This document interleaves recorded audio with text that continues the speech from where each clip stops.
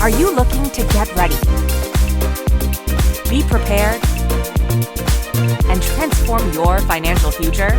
Then you've come to the right place. This is the Get Ready Money podcast with Tony Stewart, where Tony has insightful conversations with financial experts who are changing the way we think about money. Catch up on the latest financial trends and hear practical advice from Tony and his expert guests so you can build healthy habits that work. Be empowered with tips for implementing small changes that can have a big impact on your financial future. So sit back and get ready to hear from today's guest. Welcome to the Get Ready Money podcast, changing the way we think about money with Tony Stewart. I'm pleased to be joined today by Hirsch Serman. Hirsch is the founder of Lifecycle Financial. In this episode, we'll be discussing Hirsch's thoughts on how we change the way we think about money and creating positive outcomes during times of change. Hirsch, welcome to the Get Ready Money podcast. Pleasure to be here. Thanks for having me on. Yeah, excited to have you here. So, let's get started. Tell us a little bit about yourself. What is your origin story? Sure. So I've been in the finance world my whole life. I'm a CPA for almost 25 years at this point. About 11 or 12 years ago, I went through three major life cycles. That's why I called the company Lifecycle Financial. And the bottom line is the big light bulb that went off for me is we teach our kids, how to cook a meal, change a tire, whatever it might be, but we really don't educate our kids on how to manage their finances, whether it's their daily or their long-term planning. And that was the big light bulb in every one of those three life cycles that happened in about 2 years. And that's really why I do what I do today and focus on people going through transition. Yeah, well, that's so important. As my son right now is in college, and it's so much to help him figure out. Like, okay, you have your first credit card. Don't spend all the money right away. Leave a little bit in your bank account. Be able to pay it off each month. And all the other things too. It's actually an area a lot of my clients have asked me to work with their kids coming out of college because they think they've got this big newfound income all of a sudden, and they really don't have what they think they do. And they don't want their kids to get into debt by the time they're 30. They want them to have, those healthy habits by the time they're 30. And so I've got a program, and, it walks them through credit cards, it talks through debt, it talks through student loans. But some of the things that are also key is you're going into the workforce. What are the benefits all about? How do I fill out the paperwork? How do I get myself set up on payroll? Like a lot of those kind of things really are do it yourself now. And people don't always do it right. And so they can cause some issues for themselves as they transition out of college and into, so to speak, the real world. Yeah, definitely. Employee benefits are a whole other subject we could spend many episodes talking about. Yeah, it's been my experience. I even did some open enrollments very early on in my career, and there's just not good information to help people make their benefit selections. So that's an important thing. So for people watching and listening, like always, there will be links to Hirsch's website so you can find out about his resources and see if they're right for you. So Hirsch, why is it important to focus on life cycles when thinking about our money?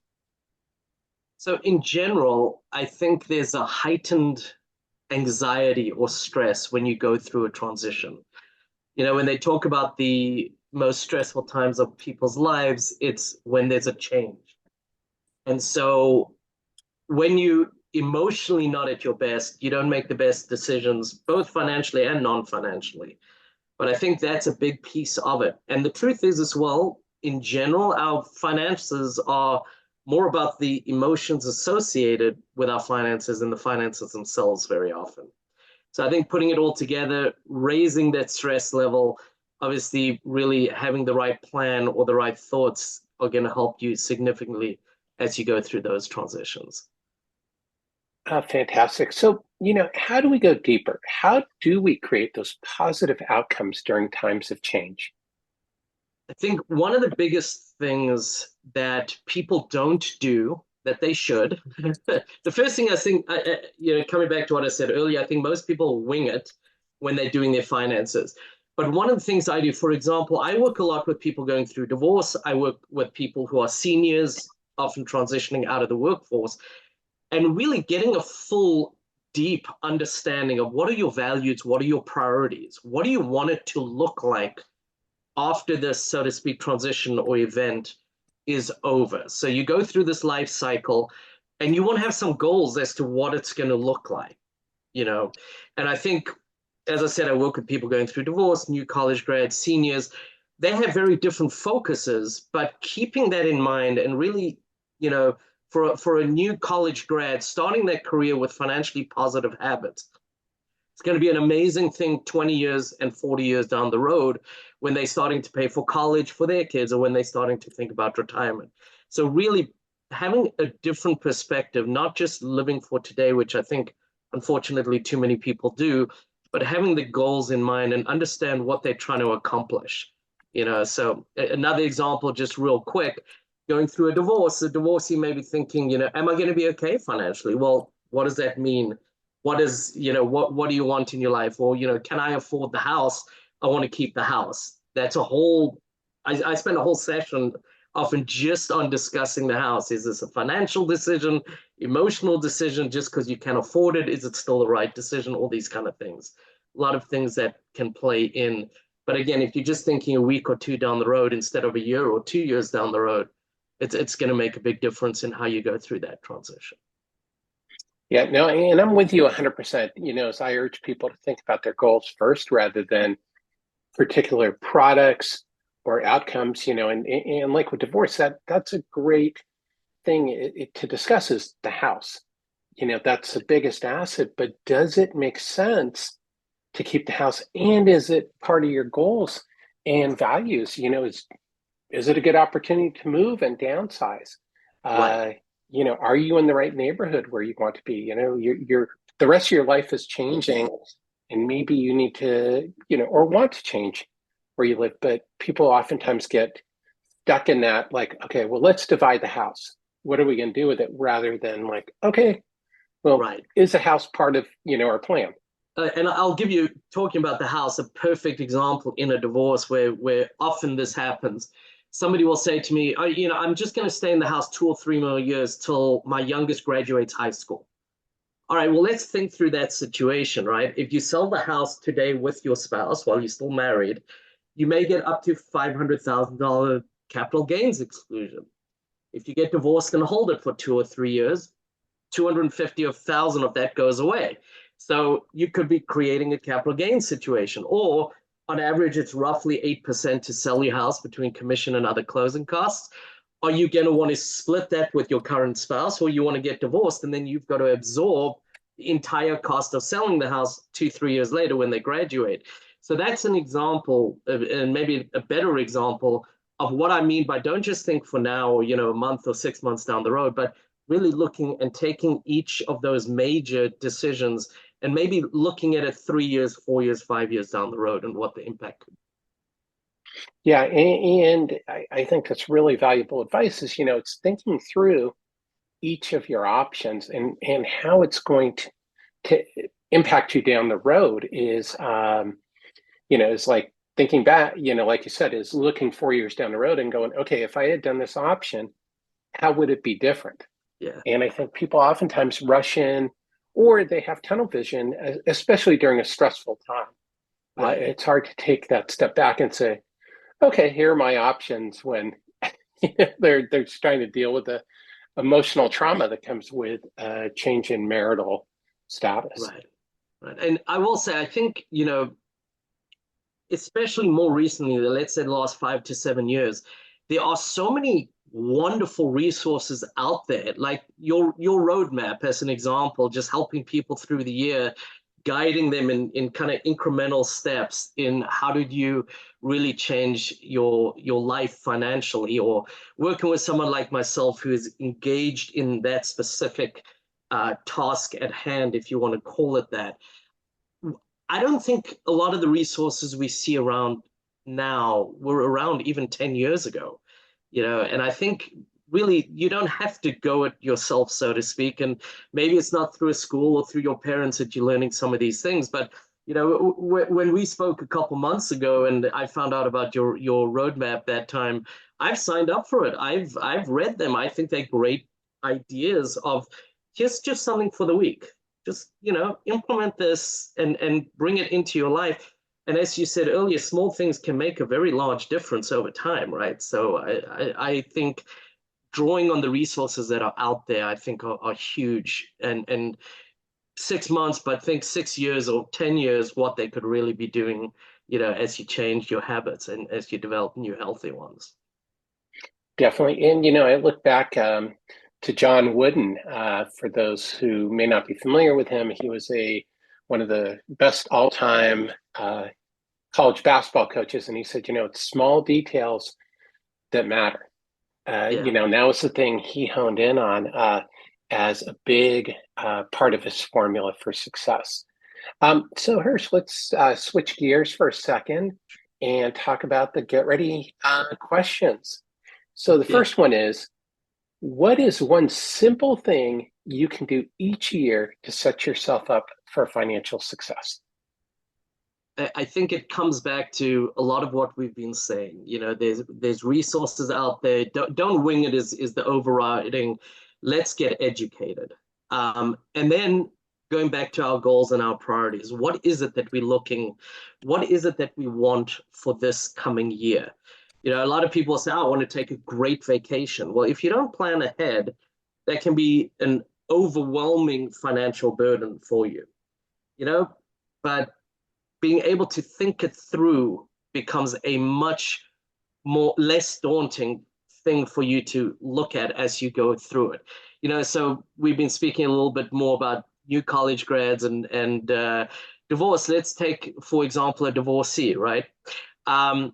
What are they looking for? What are their goals? What are they thinking about? Do they want to travel and see the grandkids a little bit more and the kids, right?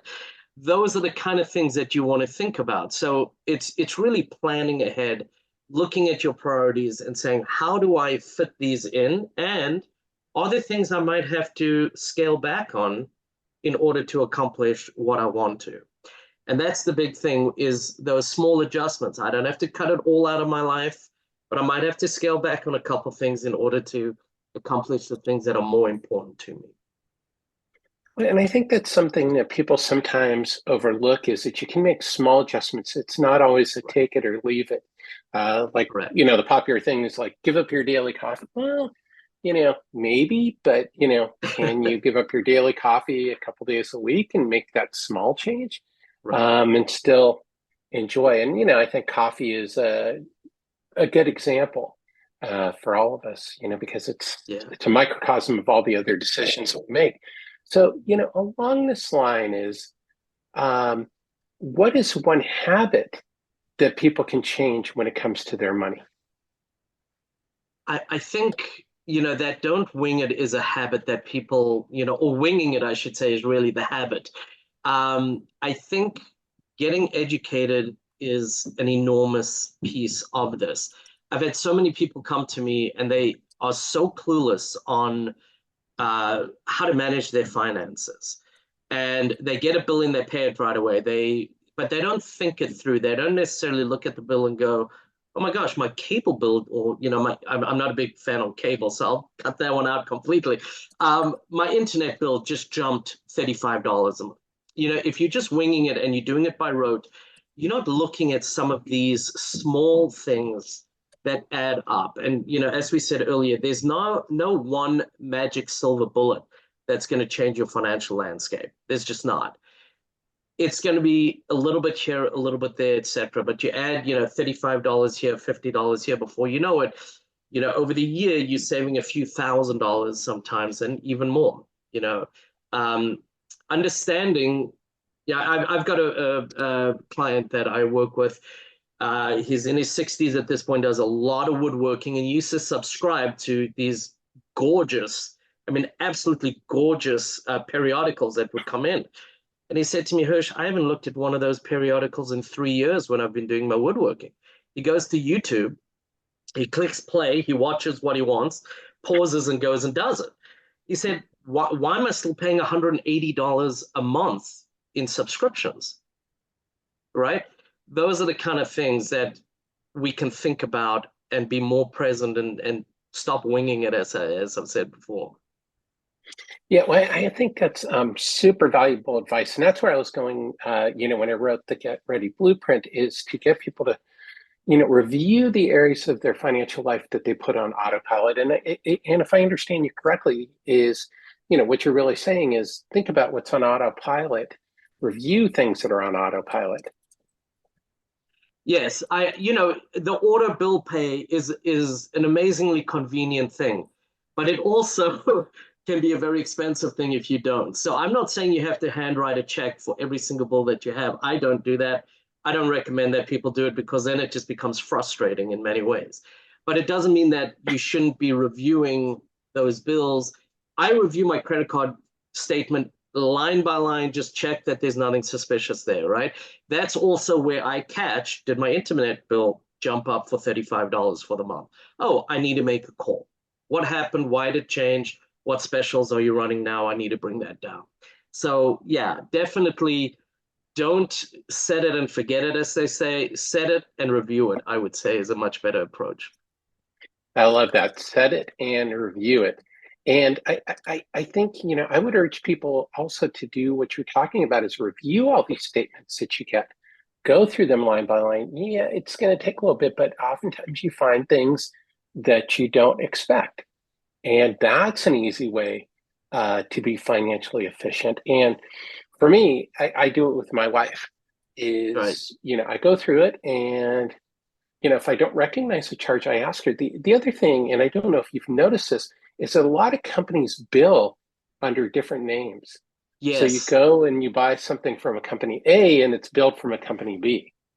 Correct. Absolutely. They, so to speak, doing business as, but when you see it on the bill, and I do that almost every month, because I have a daughter in New Jersey. I live in the Mid-South in Tennessee.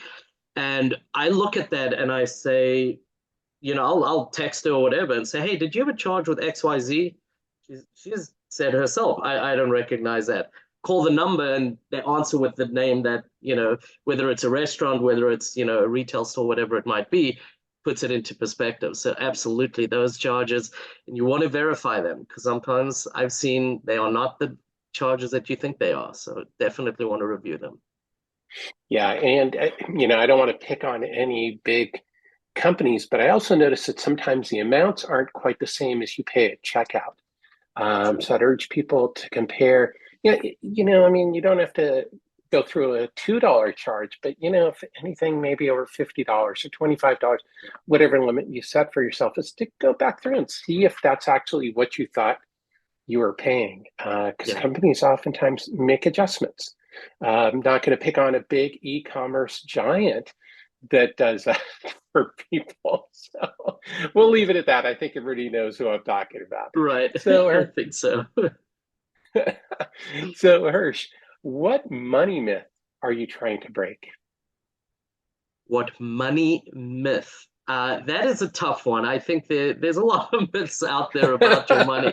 The one, though, I do work quite a bit with people who are going through credit repair, if I can call it that. One of the big myths out there related to credit card usage or available revolving credit is you should use 30% of that revolving in a month. You can pay it off, no problem, but you should. And the truth is that actually is not true. That's actually a very detrimental number to hit. So I think understanding how credit works and understanding that with credit card or credit score, should I say, there are two major factors that play in. One is how consistently do you pay it back? And the other one is the usage. This is that 30%. How much of that credit are you using? And when you get to 30%, the companies that monitor your credit actually look at that as you are reliant on your credit as opposed to just using it in a healthy way. They don't want somebody too reliant and depending on credit to get through the month. And that will drop your credit score. That's a big one that I work with for people. Yeah, and I think that's super important is credit scores, and they also make a difference in your financial life because they make a difference in the interest rates that you pay when you Absolutely. take out a loan or a mortgage, and they come back in so many different ways. It's got a ripple effect for sure. So, and it's not something people think about. So I'd urge you to Yeah. go out and get your credit reports, do a little bit of reading about it. It's great advice. So Hirsch, let's get out the time machine now. What advice would you give your younger self if you could go back in time knowing what you know now about money? I think the biggest one is just put that 1% more into your retirement. um, I think everybody makes mistakes. As I said, I've been in the finance world my whole career. I've still made mistakes. But long term, being able to just even save 1% more towards retirement or towards your savings. Think about it. The average person, if they're coming out of college or even grad school in their early mid-20s, and they work, let's say, till 67, 70, you got 45 years roughly of growth of that money. My kids joke with me. I showed them something when they were in high school. I said, if you put money into an IRA from the age of 20 to 29, okay, and you just stop there and you let it grow till you retire, 65, 70 in that range. Or person B who says, I'm going to party through my 20s. I'll start at 30, but I'll put in that IRA every single year till I retire. I ask my kids, who's going to come out with more, right? Remember, the one person's putting about 3 times the amount of money than the person who started at 20. And they said, oh, of course, it's got to be the person who put 3 times more money in. And it really doesn't work out that way. It comes out pretty close. And I'm saying if you can just put that 1% more over that 45 years, it makes a significant, significant difference. And again, now you have more options when you want to retire, how you want to retire. Do I want to work? Do I not want to work? Or sometimes people, unfortunately, now have to work. And so this can really change your life in a vastly different way as you go through life. Yeah, well, you said so many things in there that I think are so important for people. Is one is, as you talk about the magic of compounding interest, Right. and the longer your money's at work for you, the better off you're going to be. And it's a subject that should be taught in school. So I'd urge everybody to go out there and learn something about compounding interest. I talk about it in my newsletter once a month. There's tons of great articles about that. But I think the other thing that you point out is that people will need to think about their long-term goals as well as their short-term goals. Right. We get caught up in like, oh, well, we need to get this new car. We need to go on vacation. But there's a trade-off with when you'll be financially independent. And I've been using that phrase more than retirement, is because I think that's what retirement is really about, is when are you financially independent? Because like you said, as age 65, you may not be able to stop working if you don't have enough money put aside, unless you have a great pension plan. Right. Which most people don't, so unfortunately. So to wrap up what is your number one tip on changing the way we think about money? So I am going to come back to living a values-based life. I think that is enormous. I think so many people are keeping up with the Joneses, living the way that everybody else lives, and they don't really focus in on what brings me joy, what gives me fulfillment in what I do. I think this comes back to kind of changing the habit, getting educated. Most people, the statistics I see, 70% of people don't have a budget. If you don't have a budget, you don't know where you're spending your money. You often are spending money on things that don't bring you joy, and you're just not even aware of it if you're not living your life in a more deliberate way. I think the family next door to you may have a similar home, similar number of kids, drive the same kind of cars, and have completely different financial picture and need than you do, but you're trying to live their life sometimes, not your own life. And so I think it's going to be cheaper doing it that way. It's going to be far more fulfilling and rewarding. as opposed to kind of frivolously spending money trying to find what brings me happiness and joy. 100%. And I think you said something super important that you also mentioned earlier, is going back and monitoring all these different things. And if you don't like the word budget, don't use the word budget, because it's all about monitoring your income and expenses. And it goes back to your origin story of being a CPA is, you have to monitor your company's balance sheet, which is your personal balance sheet. Exactly. And know your numbers. Businesses know their numbers. You should know your numbers, whether or not you want to call it a budget or not. Right. But it is a budget. We get upset when the government overspends, but are we doing that ourselves and we just not even realizing it and not having the same reaction, which we should be. You're right. We absolutely should be. Yeah. And I think the other point that I'm taking away from what you've been talking about is to be mindful about your spending and to think about what you're spending. So that's wonderful advice. And I'll just throw out one more quick one, which has been very effective for people, especially if they're impulse buyers. Just ask yourself the question. So me, Hirsch, I'm going to say, Hirsch, is future Hirsch going to be really upset when he gets the bill? Give yourself 5 seconds to pause and realize, I don't really need this item, and put it back on the shelf. Yeah, that's great advice. And it even gets back to what we were talking about very early on, like with my son, getting his first credit card. It's like, you can't keep spending the same money over and over again. Exactly. You have to think about that as well. Right. So where can people learn more about you, your financial wellness radio show, and your financial wellness academy? So all of that is actually on my website, or links to it at least on my website. My company name is Lifecycle Financial. The website is lifecycle.financial. That's that simple. No .net, .com. It's just lifecycle.financial. Fantastic. And for everybody watching and listening, like always, I'll have links to Hirsch's website as well as his social media channels, so you can get in touch with him, learn more about him and his work. So Hirsch, thanks for coming on the Get Ready Money podcast today. This is great. I love what you're doing, and I appreciate being a guest. It's been fun. Well, thanks. And I love what you're doing as well, because I think, that changing this conversation to life transitions, life events, is really a different way, an important way to look at your financial life than focusing on the financial services and products. Is, making sure you have the right financial services and products for the phase of life that you're entering. So I'd urge people to really check out what you're up to. And thank you. Oh, sorry.